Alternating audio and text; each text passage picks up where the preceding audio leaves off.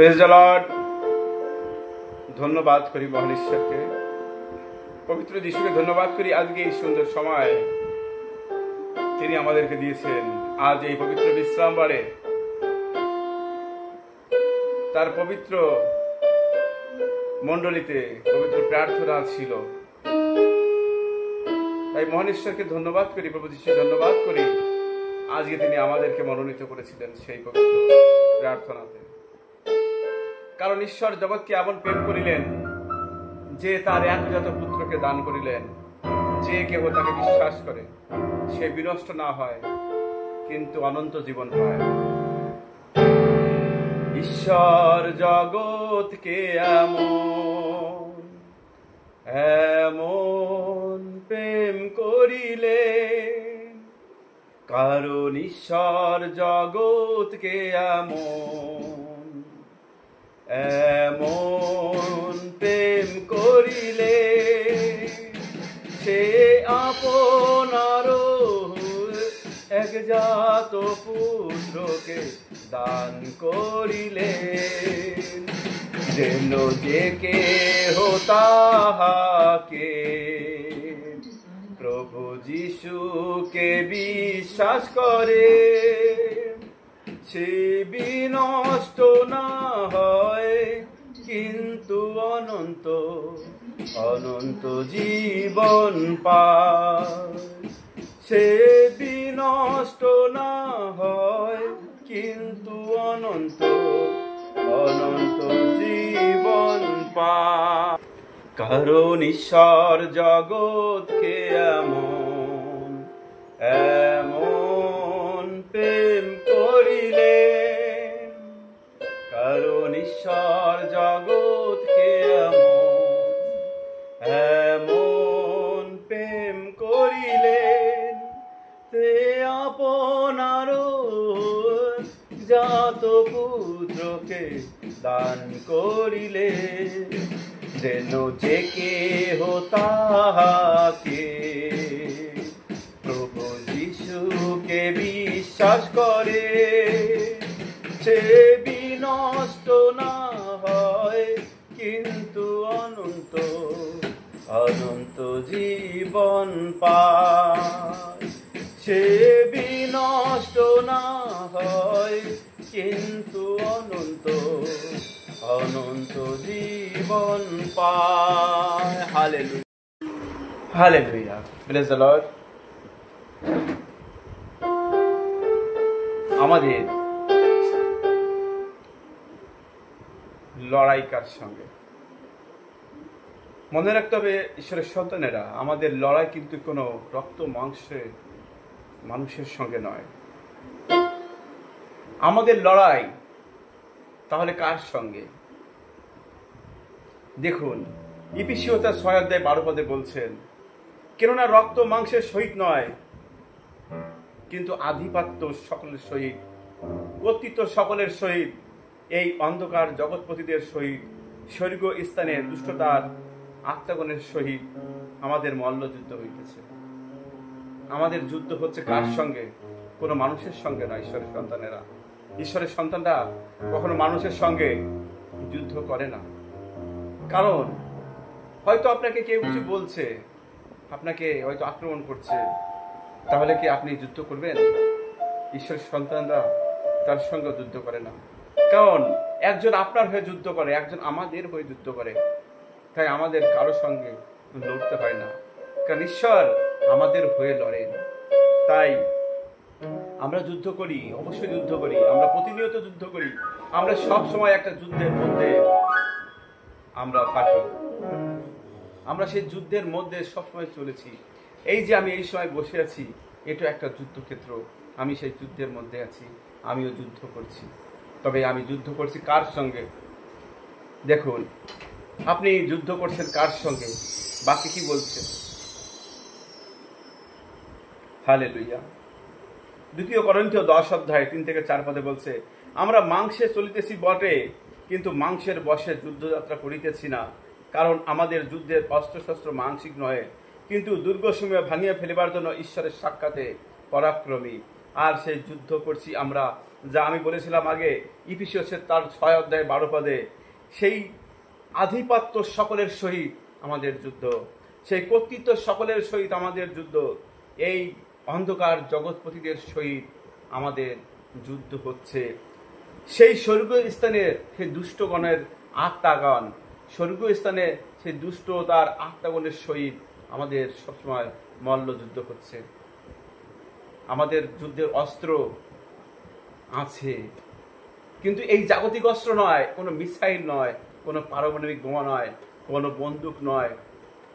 এই জাগতিক যত অস্ত্র আছে, এই অস্ত্র আমরা যুদ্ধ সজ্জায় সজ্জিত হই না। আমাদেরও একটা যুদ্ধ সজ্জায় সজ্জিত হবার যুদ্ধ সরঞ্জাম আমাদের আছে। আমাদের ঢাল সরকি নিয়ে আমরা যুদ্ধ করি না।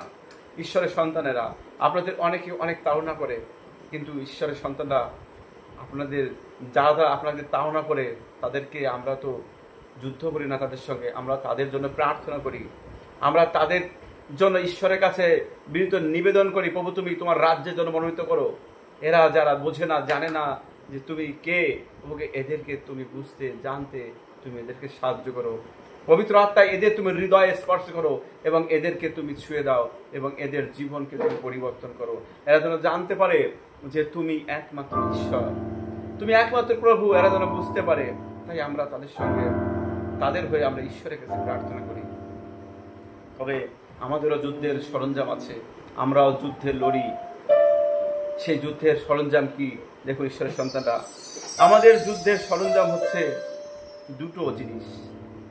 অবশ্যই পবিত্র বচন, পবিত্র বাক্য আমাদের যুদ্ধ সজ্জা সজ্জিত করে, কিন্তু আমাদের যুদ্ধের সে অস্ত্র, একটা হচ্ছে প্রার্থনা, এক হচ্ছে প্রার্থনা, দ্বিতীয় হচ্ছে ভাববাণী, প্রফেসি। আপনি ভাববাণী করবেন। এই দুটো জিনিস নিয়ে আমরা যুদ্ধক্ষেত্রে যুদ্ধ করি। কার সঙ্গে যুদ্ধ করি? কার সঙ্গে আমরা যুদ্ধ করি? কোন রক্ত মাংসের সহিত নয়। আমরা যুদ্ধ করি সে আধিপত্য সকলের সহিত, আমরা কর্তৃত্ব সকলের সহিত যুদ্ধ করি। আমরা এই অন্ধকার জগৎপতিদের সহিত আমরা যুদ্ধ করি। সেই স্বর্গীয় স্থানের দুষ্টতার আত্মাগণের সহিত আমাদের সময় অনবরত মল্ল যুদ্ধ হচ্ছে। আমরা যুদ্ধ করি সেই শয়তানের বিরুদ্ধে। তাই ঈশ্বরের সন্তানরা, সেই যুদ্ধে আপনাকে জয়ী হতে হবে, কারণ আপনার চলার পথ ঈশ্বর সমান করেছে। আপনার চলার পথ সবসময় ঈশ্বর মসৃণ করেছে, যাতে আপনার চলতে অসুবিধা না হয়। কারণ ঈশ্বর পবিত্র বাক্যে বলছে, আমি তোমার অগ্রে অগ্রে গমন করিয়া সমস্ত উঁচু নিচু স্থান সমান করিব। আমি পিতলের কবাট ভগ্ন করিব ও লোভের পরকা কাটিয়া ফেলিব। আর আমি তোমাকে অন্ধকারাবৃত ধনকোষ ও গুপ্ত স্থানে সঞ্চিত নিধি দিব, যেন তুমি জানিতে পারো আমি সদাপ্রভু তোমার নাম ধরিয়া ডাকি, আমি ইসরায়েলের ঈশ্বর। সদাপ্রভু আমাদের আগে আগে গিয়ে আমাদের সমস্ত উঁচু নিচু স্থান যা কিছু আছে সমস্ত সমতল করে, যাতে আমরা হোঁচট না খাই।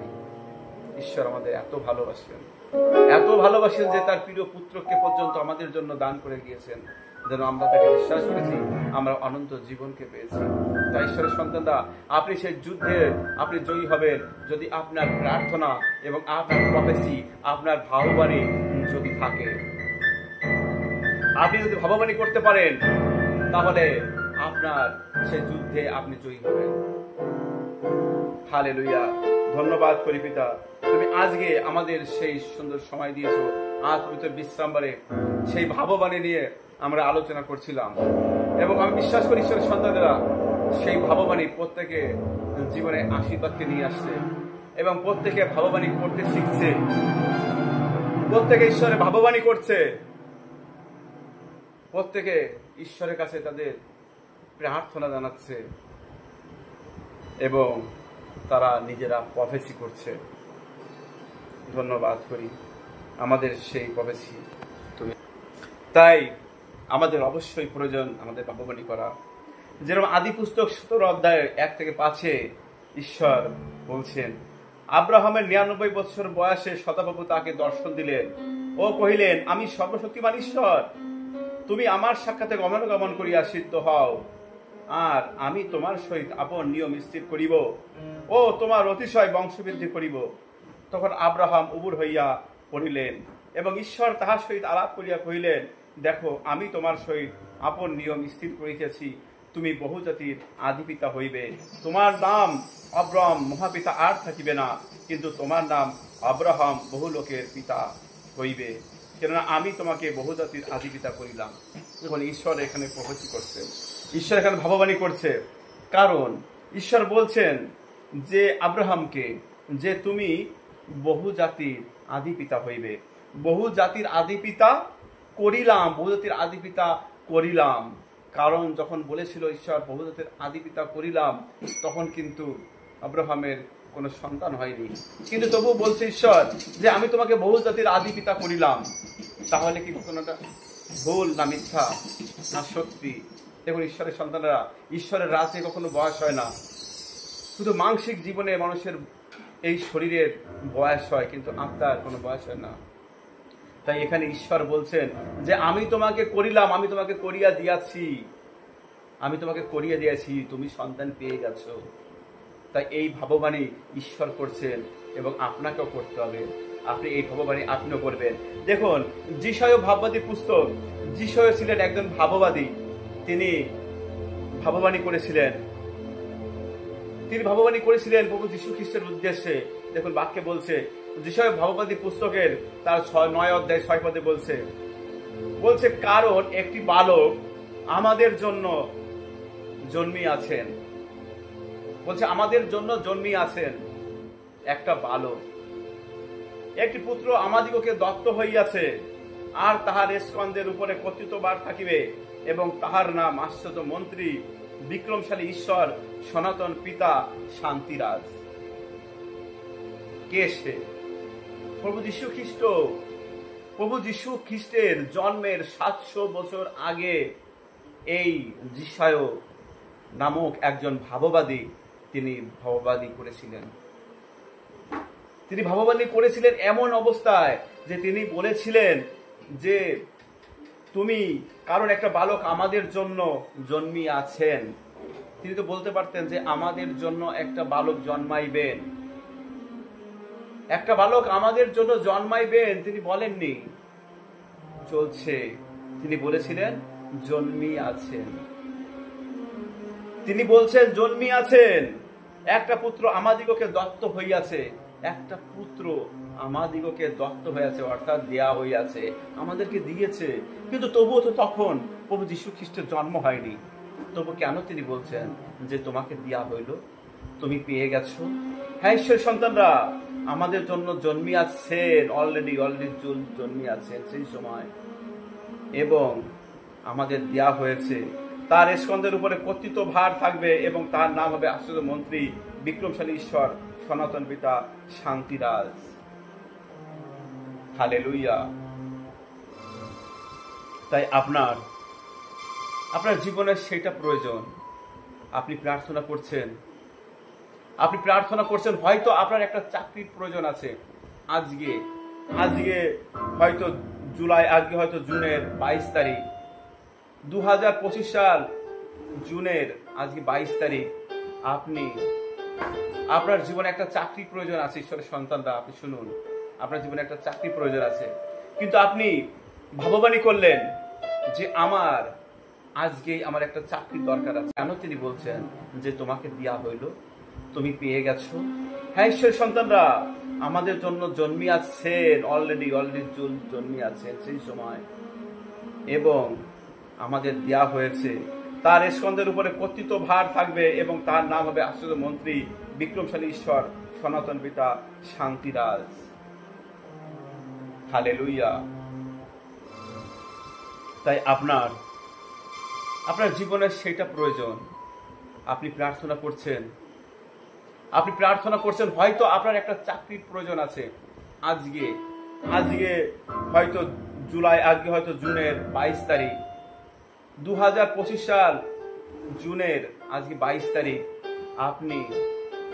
আপনার জীবনে একটা চাকরি প্রয়োজন আছে। ঈশ্বরের সন্তানরা, আপনি শুনুন, আপনার জীবনে একটা চাকরি প্রয়োজন আছে, কিন্তু আপনি ভাববাণী করলেন যে আজকেই আমার একটা চাকরির দরকার আছে।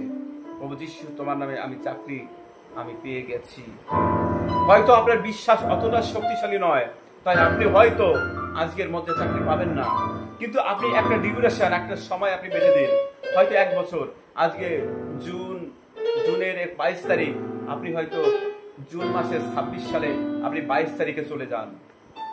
আপনি 22 তারিখে চলে যান, কারণ দেখুন আপনি আত্মিকভাবে, আপনি আত্মায় সারা বিশ্ব ব্রহ্মাণ্ড আপনি বিচরণ করতে পারেন, কিন্তু শারীরিকভাবে আপনি এইখানে আছেন আজকে এই মুহূর্তে, আপনি এই মুহূর্তে আমেরিকায় যেতে পারবেন না, কারণ কিন্তু আত্মায় আপনি যে কোনো জায়গায় পৌঁছে যাবেন।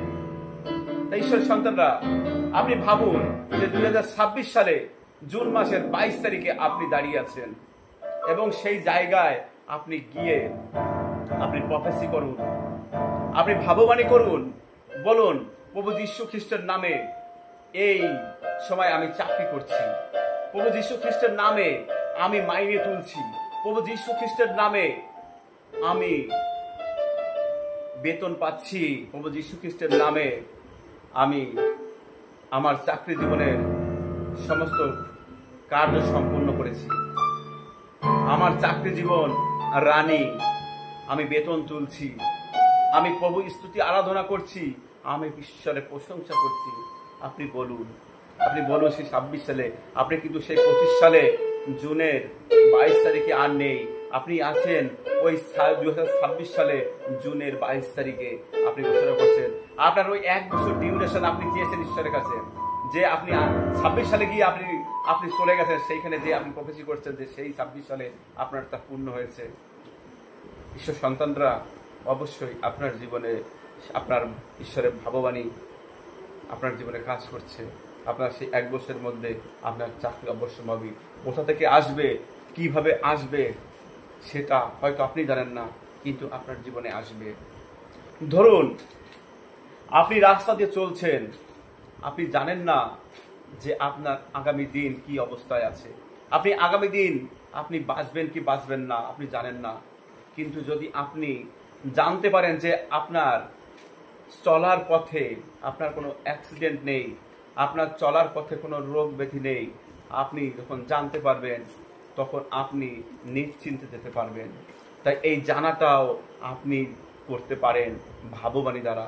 ধরুন আজকে জুনের 22 তারিখে আছেন, সে জায়গায় দাঁড়িয়ে আছেন, আপনি 1 বছর পিছিয়ে যান, 1 বছর এগিয়ে যান, জুনের 26 সালে 22 তারিখে আপনি যান, সেখানে আপনার আত্মা পৌঁছে যাক, এবং সেইখানে দাঁড়িয়ে আপনি ঘোষণা করুন, আমার চলার পথে কোথাও অ্যাক্সিডেন্ট নেই, আমার চলার পথে আমার জীবনে এই 1 বছর ডিউরেশনে আমার কোনো রোগ ব্যাধি আমাকে আক্রমণ করতে পারবে না, আমার অ্যাক্সিডেন্ট নেই, আমি প্রভু যীশু খ্রিস্টের নামে আমি চলেছি, আমার জীবনে ঈশ্বরের আশীর্বাদ আমি বয়ে নিয়ে চলেছি, কারণ তিনি আমাকে আত্মিক আশীর্বাদ করেছেন স্বর্গীয় স্থানে, আমি খ্রিস্টের জীবনযাপন করছি, আমার জীবনে কখনো সেই রোগ ব্যাধি নেই।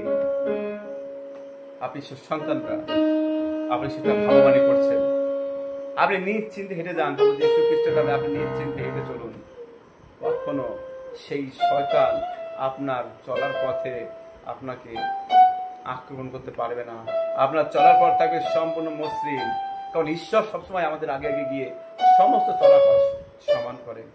তাই ঈশ্বরের সন্তানরা, আপনার ভাববাণী করা অবশ্যই প্রয়োজন, কারণ ভাববাণী ঈশ্বরের বাক্যকে পূর্ণতা দেয়, ঈশ্বরের বাক্যকে আপনার জীবনে কার্যকারী করে সেই ভাববাণী। হালেলুয়া। দেখুন একটা বিষয় আমি বলছি, ধরুন যিশা ভাববাদী পুস্তকে তার 54 অধ্যায়ে 17 পদে বলছে, যে কোনো অস্ত্র তোমার বিপরীতে গঠিত হয় তা সার্থক হইবে না।